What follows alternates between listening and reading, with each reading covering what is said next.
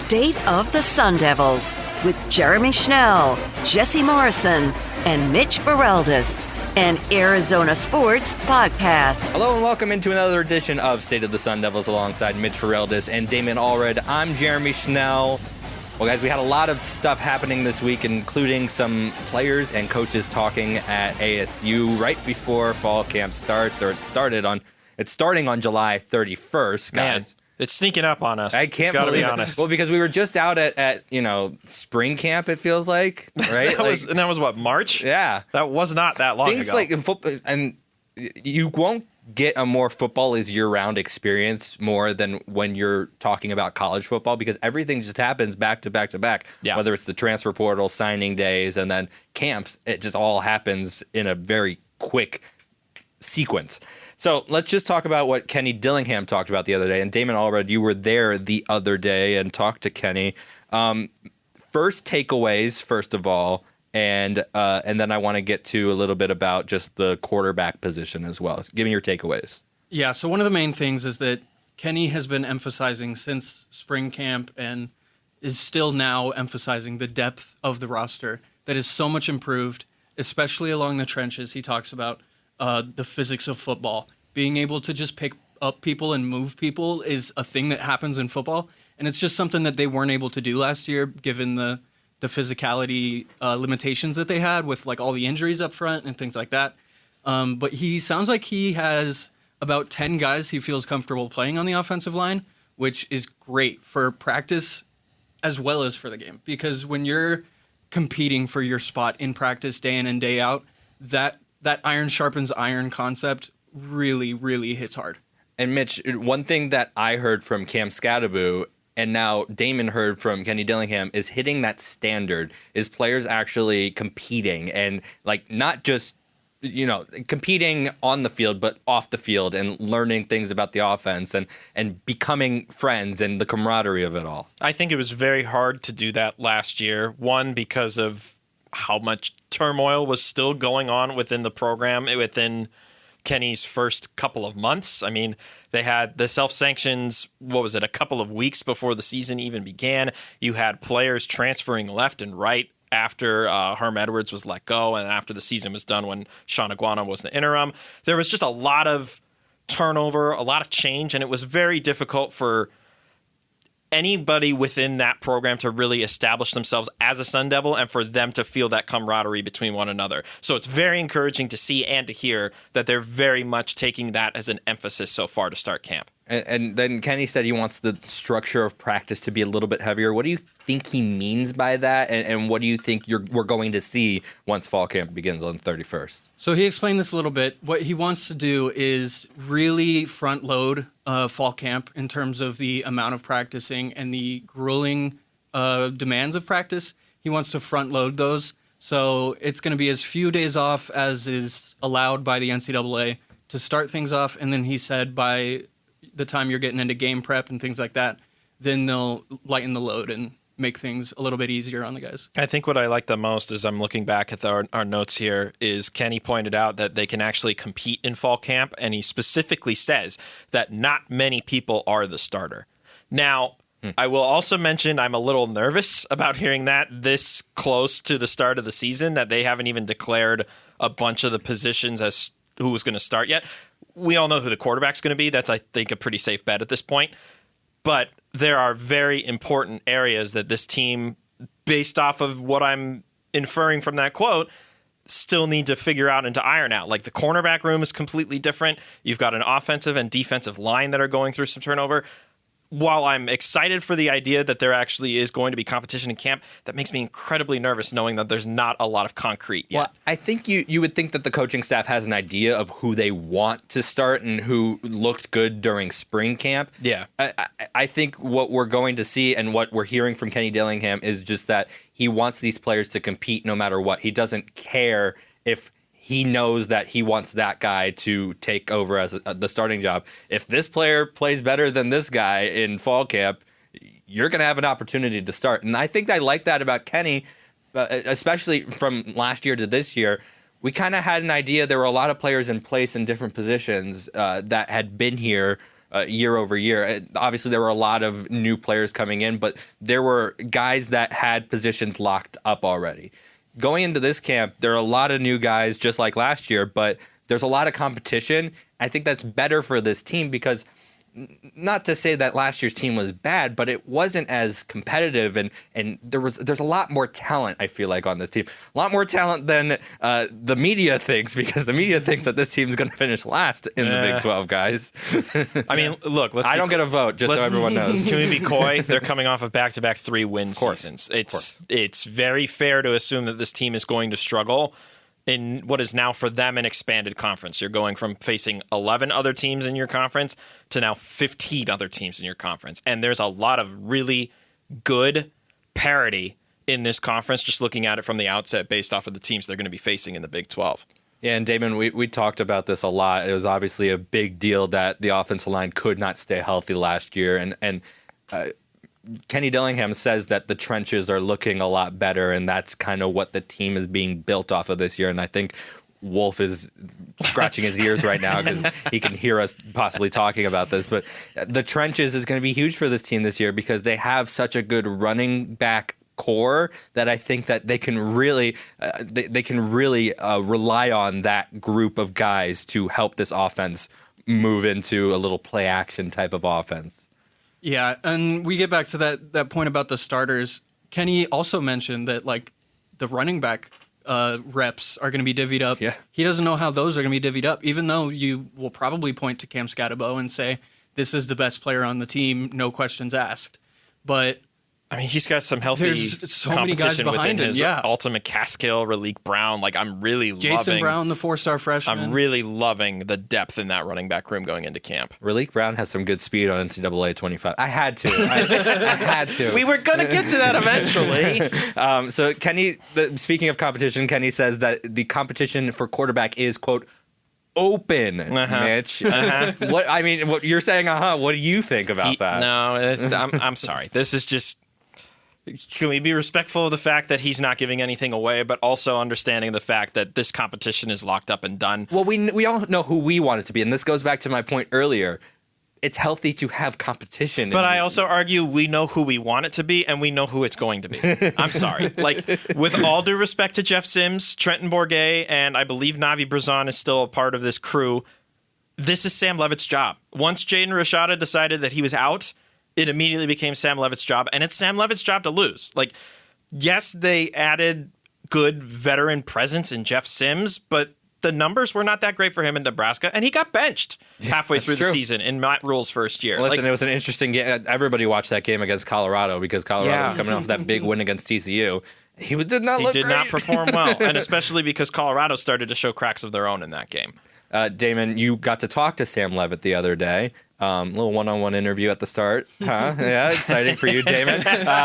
What did you think of what he said to you? And I just want to know, what's the confidence look like? Because not a lot of people know about Sam Levitt. Not a lot of people have heard from him. He came in, late in spring camp, if I'm not mistaken. What did you see from him? Yeah, the confidence is pretty clear to see. Nice. Sam. Love that. I had sat down and the rest of the reporters hadn't quite flocked over yet, but the things that he was telling me just about like how his approach, regardless of whether it's a quarterback competition or not, is going to remain the same, of just trying to focus on getting better each and every day, which I think is the right approach you want to have as a quarterback, and especially as like a redshirt freshman coming into an offense that is bringing in a new offensive coordinator, and like he's learning this just as much as the rest of the guys are.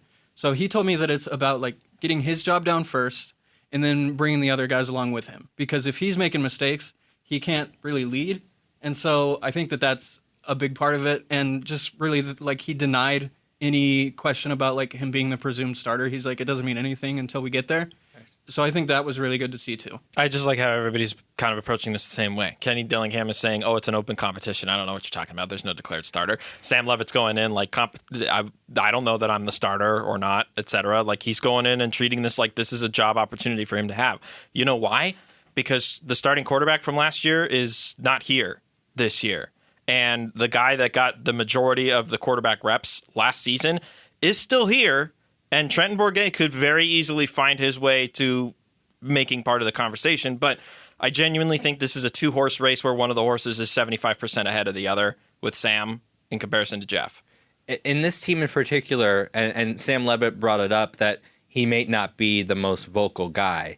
I think it's okay, because I think there are some leaders on this team that it's going to be okay if he's not.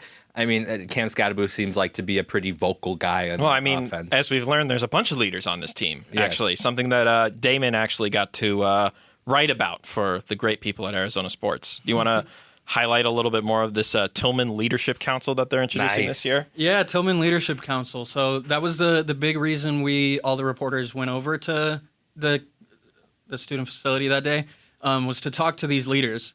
And we're talking about the quarterbacks thing. Both Bourget and Levitt were named to the 12-man group, which I think is pretty notable. It's also notable because we were just talking about the quarterback competition that Sims is not in that group. Keep going. And Levitt... You trying to start something, Jeremy? I didn't say anything. Levitt and linebacker, the transfer from New Mexico State, Keyshawn Elliott, were the only two that were new to ASU football. So it's nice to see those two start to make their imprint early on. There's 6 guys from offense, 6 guys from defense. Obviously built to honor Pat Tillman and his legacy. There's going to be a jersey patch that Kenny is excited for TV broadcasts to bring up all the time and show the recognition to the 12 players as well. And so he's just really excited about it. Again, Keyshawn Elliott, he's probably my favorite player that ASU brought in from the portal. He led his team in tackles last year, over 100, I believe. He's from San Diego State, correct, if I'm not mistaken? Keyshawn? Yes. New Mexico State. New Mexico State. There's another linebacker that's also from San Diego State. Anyway, Keyshawn is my favorite player from this class. Not only did he lead his team in tackling at New Mexico State last year, but he also is a leader. And I think that when you get someone in that linebacker group that is a leader, we saw 2 years ago with Kyle Soley, it kind of helps the defense. Obviously, it wasn't what we wanted to see with the 3 wins last year and the year before, but we saw how much it meant to Kyle Soley after the U of A game that they lost. He was saying that this program needs to start moving in the right direction. And if we can get another linebacker here at ASU that can have that attitude and, has a couple years of eligibility left. He was just a sophomore last year. I think that'll be beneficial for the defense because we haven't talked much about this defense. Obviously, you brought up the corners, that it's going to be a big competition. I think the number one spot where we know that who's going to be out there is the linebackers, and that's a big deal that Keyshawn Elliott is in this leadership council. Clayton Smith returning will really help too. He didn't have the best season last year because like everybody on this team last year, they were fighting through injuries. But and yet he's still totaled 4.5 sacks. Like Clayton he's got all the talent. I mean, can we agree that he's the best edge rusher on this team? Definitely, he's going to be the leading edge rusher on this team. He's probably going to lead the team in sacks, assuming that it all goes well. That's my base prediction, I guess I would say. And I'm also really excited about CJ Fight on the interior. That dude's just a bruiser. That's a guy that Kenny loves. Oh, yeah. I was listening to a conversation that Kenny was having with Brad Sesmat the other day and just lauded CJ Fight, one of the absolute best guys, the way that Kenny was describing him. It'll be interesting to see how the defense turns out, mostly just because of how much has changed from last year's defense to this year's defense. Jeremy and I, we've already touched on the defensive back room, but even the front 7 or the front 6, if they decide to do a 4-2 kind of setup, it's going to be a different look, even though the defense is going to be relatively similar, given that they have Brian Ward locked in for the next few years. Cyrus Fiasu was the guy who I was talking about from San Diego State. There you go. So I'm sorry about that, Slightly Cyrus. different name, but Again, they brought in 2 linebackers that led their team in tackling last year. I think that's a big deal, and I think this defense is going to be a little sneaky this year. Again, we just need to see how the secondary performs. We'll get our first look at Xavion Alford, too, who's in year 2 with this team, but in year 1 of actually getting to play for this team because of all the stupid handling that the NCAA has had with transferring. I got to talk to him in Vegas, and he was really excited about being on a private jet for the first time, guys. I will say that. He said, and this was the right thing to say. I said, was that your first time on a private jet? He said, hopefully not my last. I said, that is a great thing to say. That's a great answer. Motivate yourself for the season. Too. And he says he's been really vocal. Alfred has. I'm looking forward to him. And then Jake Smith, too, just to flip to the offensive side. He didn't get to play last year either, but given how much turnover happened in the wide receiver room as well, I imagine Jake's going to be a pivotal part this year. So it's here's the leadership council is Scadaboo, Stovall, Fontenot, Fight, Smith, Elliott, Alford, Simmons, and Warren. It's a great leadership council. And the two And Levitt and Bourget. Obviously, Levitt and Bourget. Don't say obviously. You left them out. It's my fault. And then you wanted me to go back to this real quick, Damon. You said that Levitt and Sims have a pretty good relationship, and he said that's my guy for sure. Mm-hmm. What do you think about having a healthy competition and still being friends on the team? I think that's so important to having a good football team, honestly. Yeah, it's very clear from talking to the leaders that we were able to talking to Kenny, the vibes entering fall camp are immaculate. Like, there's no reason to tear down this team other than like the pick to finish last in the Big 12 thing. But that's something they're going to put on their shoulder and they're going to use it as fuel. So I think that, honestly, as far as just feeling out where the team is at entering fall camp, I think you got to feel pretty great. And we're not guessing about that either, that they're motivated by it. Lee Fontenot said that it was, quote, a little disrespectful. Kenny Dillingham told you face-to-face, one-on-one that, oh, yeah, we pay attention to it and we use it and internalize and motivate. They're going to be ready to prove some people wrong. I'm excited about this season. I think it's the first year where we get real, like, Kenny Dillingham's guys in here. Mm-hmm. And I want to see what that looks like. And it's going to be exciting to see. Now, real quick. One of the things that Kenny mentioned, too, or Kenny had talked about, is that there are only 6 scholarship players left from before he got here. That's insane. And they're good guys, too. Mm-hmm. Like, obviously, but... he talked about, like, there was a necessity to do it. Like, they didn't come in here expecting to do that, but it's just what has happened. So, Camp T, it's going to be starting August 7th. I'm so happy this tradition's back. Damon, are you going to be there? I'm going to be there. Jesse's going to be there. Mitch, are you going to be there? I'm hoping to. You guys want to camp in the middle of the summer, man? I don't know if at Camp T. I don't know if I'm going to do the actual camping part, but I think I can find my way up there for sure. Unfortunately, my wife will be out of town, so I have to watch the dogs. Dog watch. Just bring the dogs with. I can't let them experience Camp T. Dog Come on, Tamara. Chloe and Wade can experience camp. I can't. Thank you for naming my dogs. What if I didn't? I'm the docs king. Yeah, they're minors. What if I didn't want people to know their names? They're not minors. Yeah, so August 7th through the 10th. That's going to be fun, obviously. Kenny Dillingham just talked about the camaraderie that was built last year doing that, and I think it's going to be great for this team this year, especially in the transfer portal era. I know we talk about that a lot, but being able to go on a team-building trip, it's obviously going to be beneficial. I just love that I'm reading from the notes here. Clayton Smith is intrigued by the idea of being able to hunt snakes and is trying to recruit some of his fellow teammates to go hunting snakes with him while they're up there. First of all, if you're going to do that, just be careful, because the most common snake in Arizona is not one you want to be friendly with. Maybe they won't be up where they are in Tonazona, but either way, be safe about it. But cool, I guess, while I'm a little nervous about it, admittedly. Yeah. Yeah, it sounds like not a ton of people are going to be following Clayton. Shamari already said he's not going to be doing it. Kenny said no, absolutely 0% chance. Interesting stuff. That's gonna be exciting, and I'm excited to see what the content that you guys make out there. Do you guys see the T-shirts that the Sun really Angel cool Collective t-shirt. is doing? I'm kind of intrigued. You're gonna get one? I'm thinking about it.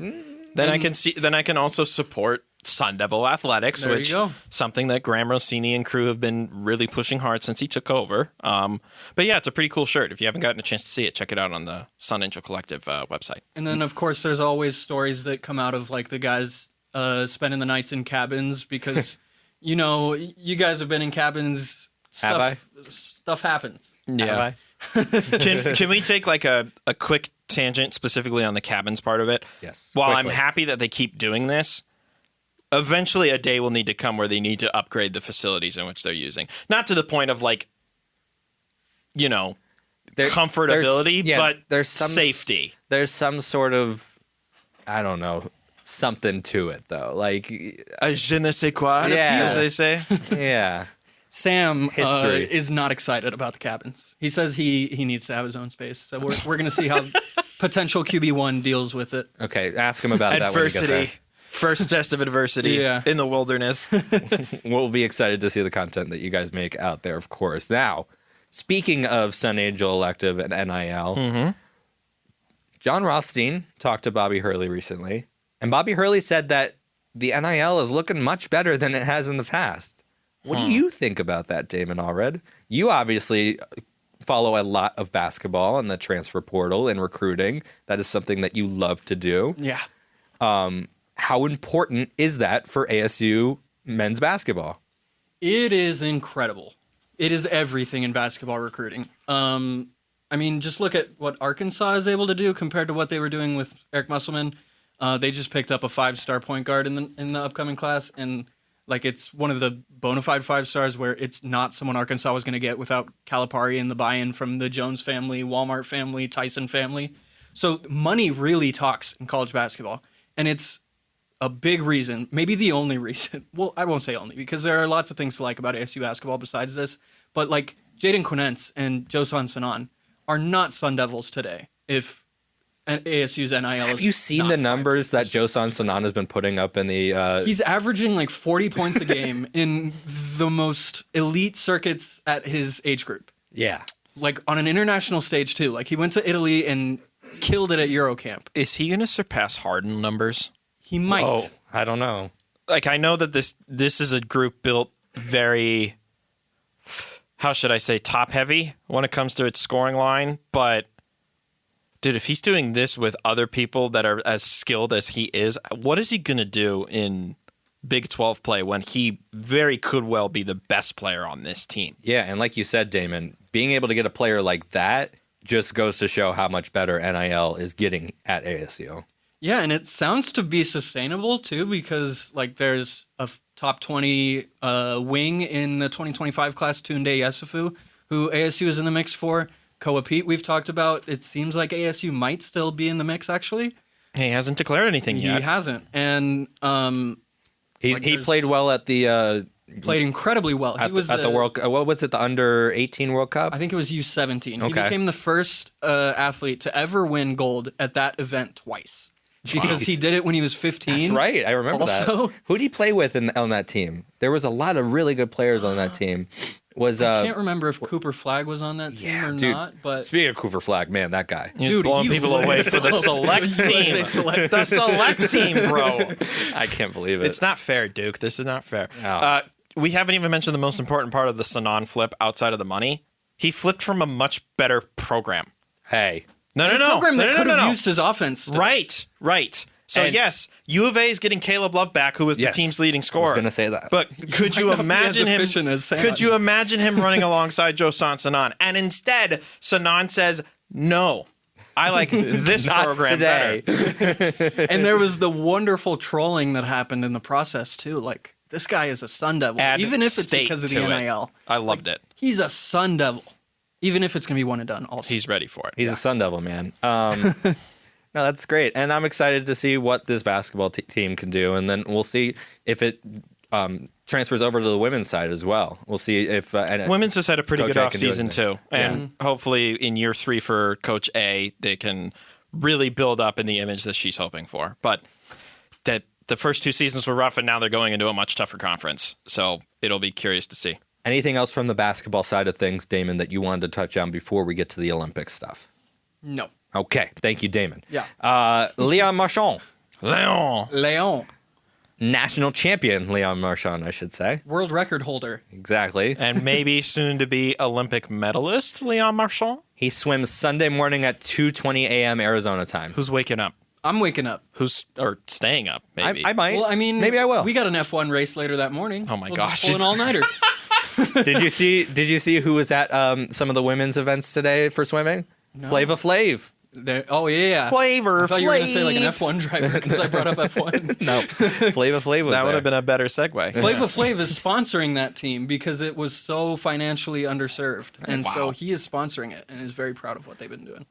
So that's at 2:20 a.m. on Sunday. Women's golf. Damon, you have a story on that, correct? Yeah, we talked to ASU women's golf coach, Missy Farkay, yeah. Yeah, and she was amazing to talk to. We talked to her for about 20 minutes. She told us all about the 5 Olympians coming from ASU, and Lynn Grant is one of them. The story kind of focuses on her. But yeah, they get started on August 7th, which is the same day Camp T starts. ASU golf in general is just Always. one of the best. Oh, yeah, John The men's Rahm. too. You know, Well, it's kind of fun. It's not just John. It's kind of nice to play golf in Arizona when it's not summer. yeah. When it's not summertime, guys. Oh, they compete in the spring when it's like 90. Yeah. And then also, obviously, Lugansdort. Lou Lou Dort might be a medalist. with Team Canada. All right, let's not get ahead of ourselves. They're actually playing right now as we're recording this. I don't know what the score is currently, but Canada's run has begun. Okay. It's a pretty stacked Canada team too. It's just their center position is Shea different. and They're very friends. short. Yes. Yes. They have and friends. Kelly Olynyk, obviously. Jamal Murray. Legendary FIBA player Kelly Olynyk. Heat legend, Kelly Olynyk. Heat culture. Stop it. Yeah, so Lugansdort is on Team Canada. Arizona tie on the Nuggets since we brought up Jamal Murray. Gabe McLaughlin from GCU. Yeah. Just to tie things together. There you go. There you go. We're really tying things together here on the State of the Sun Devils. Oh, yeah, that's the Olympics update that we have there. There's And- one very important update we haven't gotten to yet, Jeremy. Tell me.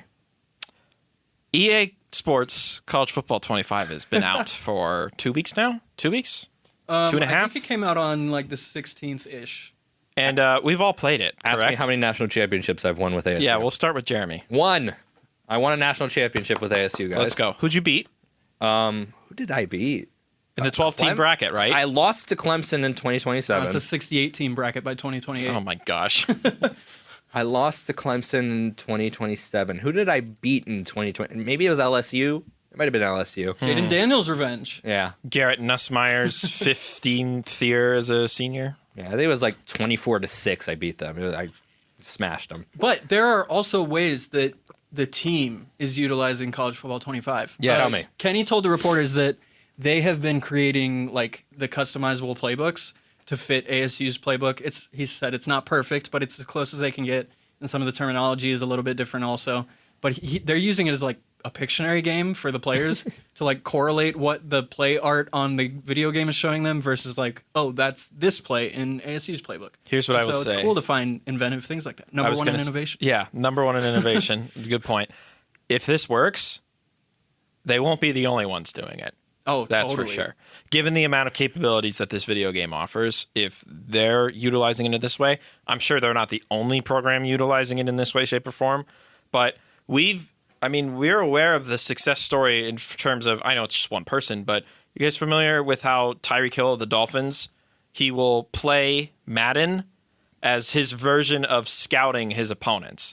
So he gets a better understanding of how he can perform better by playing Madden, because Madden's CPU understands different route combinations and stuff like that, so that it's easier for the players to even understand it in that way. Yeah, but if you're Tyreek Hill, you're just going to run by it anyway. So. I mean, that's fair, but Yes, no, but exciting stuff. Everyone's playing the game. It's in the game, whatever. Yeah, it's not all been great playing the game though. Yeah, there's been some bugs, but Mitch, I mean, tell us your suffer story. Okay, so I've only played a couple of games, and they've only been just like play nows, right? Okay. So naturally, I had to start with the Territorial Cup game, and I had to use the Chris Fowler, Kirk Herbstreit crew. Mm-hmm. It is a one-score game in favor of the bad guys. I'm driving down the field. There are seconds left in the game, and I get the touchdown. I have two options. I can tie and force OT by just getting the kick in, or I can go for two. And naturally, I don't want to play overtime. So I call for a wild scat.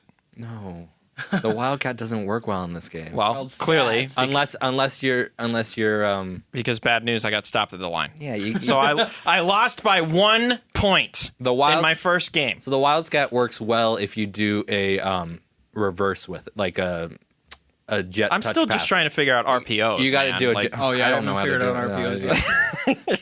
it's cool that they have all this functionality, but I'm like, I'm noob. I'm coach suggests. Yeah. Oh, of I'm on course. the first page kind of thing. Yeah. Yeah, so that was my first game. I lost by 1 point trying to win it instead of go to OT against Black School.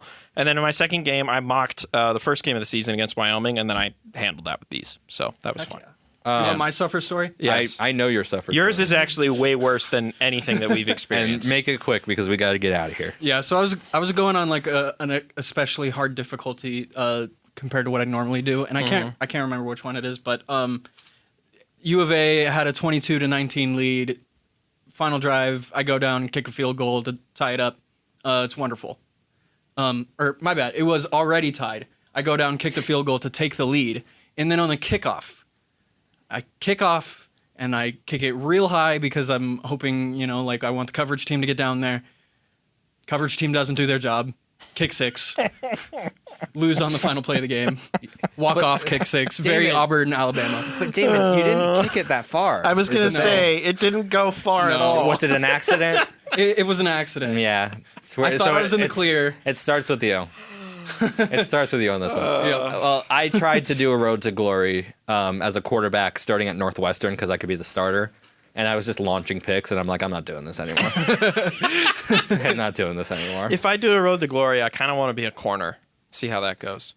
The defense is so hard, dude. I know, but that's the only way I'm going to get better at it. Because otherwise, I'm just picking a random lineman and rushing. It's more fun to do a running back, I feel like. Yeah. I don't know. I'll figure it out. Make my own Cam Scadaboo or something like that. That's going to do it for this edition of State of the Sun Devils. Thank you so much for listening and watching. You can find us on social media at AZ Sports Devils, including Threads, Mitch. The what? The Threads. The what? Who? We have Threads. What is Threads? Yeah. We have Threads. You can also find most episodes of this podcast on the Arizona Sports YouTube channel. It's hard to do the joke when Jess is not here. Yeah. For Mitch Ferreldis and Damon Allred, I'm Jeremy Schnell. We'll talk to you soon.